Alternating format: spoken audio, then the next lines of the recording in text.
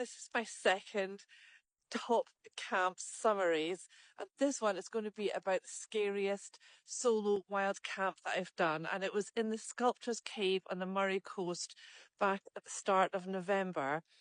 It was scary for two reasons. The first is that I left after work and I got there, it was November, so it was dark when I arrived there, and I had to walk for about a mile along very slippy, rocky shoreline beneath sea cliffs. And the shore I walked on was a shore that was beneath the sea at high tide. And that's the other reason this was, I felt quite uncomfortable at the thought of this, because the cave I slept in, which was sort of scary in itself, but the cave is cut off from the tide for roughly 8 hours. High tide was just before midnight. I left my car about 6 p.m. I got to the cave about 7 or half 7. A lot of seabirds, and my head torch was attracting them, so they kept sort of flying into me, which was very nerve-wracking. I've arrived at the cave. My heart is hammering a little bit because the one thing I'm nervous about is that, not that I think there'll be anybody harmful in there, but if there is anybody in the cave already, that's going to give me any massive fright. So might be bats and birds in here that are going to come flowing out. There's obviously a lot of bird poo. That's off-putting. Oh, shit! Oh. Right, calm down, Fiona. Calm down. In we go. I don't think there's any people in here, at least. It gets quiet as soon as you come in. The sound of the sea just disappears. All the writing on the wall. So here we are.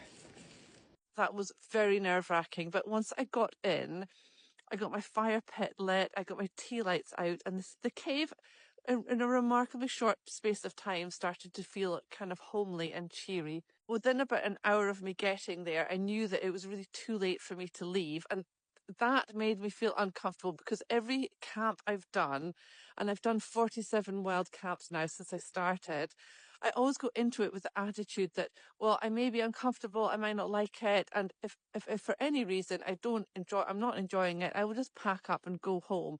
And this was the one time that I knew that I couldn't do that, because I was going to be trapped in there from about 8 or 9 p.m. until about sort of 4 or 5 in the morning. And I cooked a lovely fillet steak on the fire pit. I had a steak sandwich with rocket and a beer. I found some old wood, but it made a terrible amount of horrible smelling smoke. So I took my fire pit outside the cave. Luckily, there was an old pallet of wood washed up there, and it was quite a still evening, even though it was cold.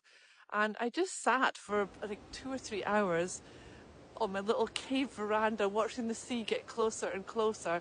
I didn't want to go to sleep that night until after or close to high tide, to make me absolutely certain that the tide was not going to come into the cave.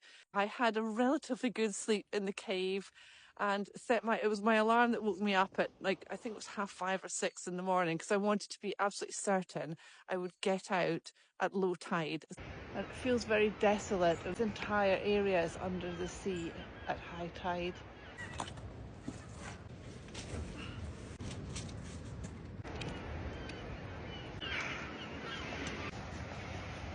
What I thought was a path back to where my car was, it turned out to be completely enclosed by gorse bushes, and I had to, it must have been at least half a mile, to push my way through dense gorse bush, which was actually quite painful. I got very badly prickled and my hand ended up bleeding.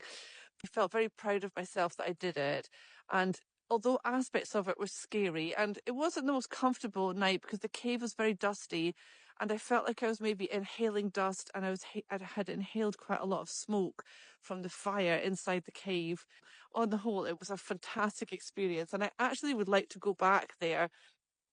I felt quite a lot of affection for the cave by the time I left.